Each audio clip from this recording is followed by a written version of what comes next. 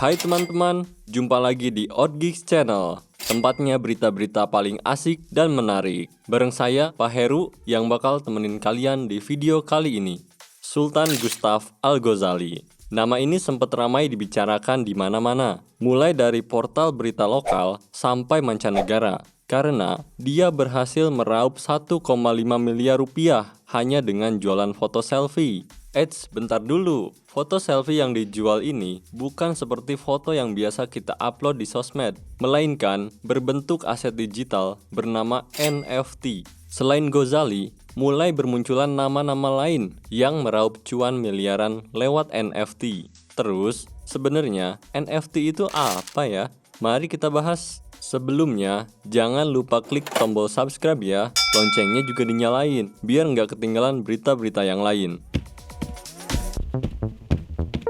NFT atau non-fungible token artinya token yang tidak bisa dipertukarkan.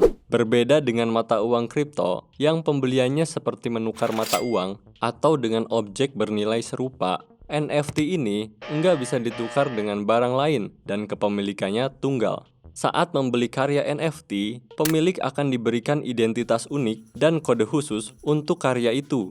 Nah, identitas unik ini bakalan jadi hak milik pembeli dan tercatat di blockchain. Blockchain sendiri adalah rantai transaksi digital yang sifatnya transparan dan nggak bisa diedit ataupun diubah datanya. Jadi, mirip buku kas gitu, tapi anti korupsi. Hehehe. Keunikan lainnya dari NFT adalah hampir semua hal bisa dijadikan aset, mulai dari gambar, video, tweet, puisi, atau bahkan voucher keanggotaan.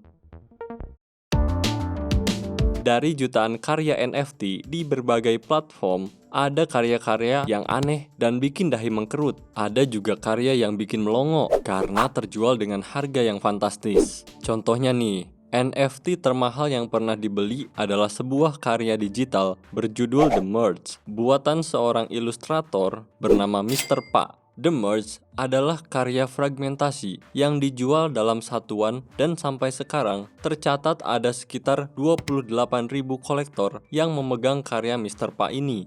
Harganya, mau tahu berapa? 1,3 triliun rupiah teman-teman, bukan main. Aset NFT nggak cuma berupa gambar loh teman-teman, seperti karya dari sutradara Alex Ramirez Malis. Dia merekam kentutnya dan rekan-rekannya setiap hari, lalu diolah dan dijadikan simfoni kentut. Aneh ya?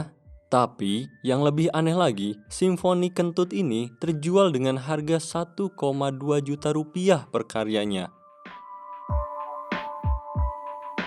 Contoh lain lagi, Ghazali Everyday.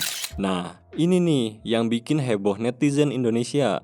Si Ghazali ini memotret diri sendiri setiap hari sejak 2017 dan iseng menjualnya di platform NFT bernama OpenSea. Nggak tahu kenapa, ternyata banyak yang minat loh. Dia pun menaikkan harga per aset. Bahkan, ada salah satu foto Ghazali yang mencapai harga 387 juta rupiah. Sampai sekarang, dia sudah mengunggah 900 lebih koleksi foto dan akan terus bertambah sampai foto di hari kelulusannya. Bisnisnya ini diakumulasikan bernilai hampir 12,6 miliar rupiah loh teman-teman. Waduh, nolnya banyak ya. Hehehe. Ada satu lagi nih, karya NFT lokal yang mendunia, namanya Karafuru. Aset-aset Karafuru bertema colorful dan menyelipkan unsur-unsur Nusantara. Dicetuskan oleh ilustrator bernama Willy yang kolaps bareng Urban Sneakers Society dan Museum of Toys. Sejak peluncurannya pada 17 Januari 2022 lalu, sudah 5.000 lebih aset yang ludes dibeli. Nah, satu koleksinya dihargai sekitar 4 Ethereum atau sekitar 160 juta rupiah. Waduh, ini sih cuan terus namanya. Gimana nih teman-teman? Sudah tertarik terjun di dunia NFT? Sebelum berkarir di bidang NFT, pastikan kalian riset matang-matang mengenai aset digital ini. Karena memakai blockchain, data yang sudah kamu unggah di platform NFT tidak dapat dihapus dan diubah. Jadi, jangan unggah karya yang berisi identitas diri ya. Nanti bukan dapat cuan, malah dapat telepon tak dikenal. Hehehe. Kisah apa lagi yang harus Bang Heru ceritain di video selanjutnya? Tulis di kolom komentar ya.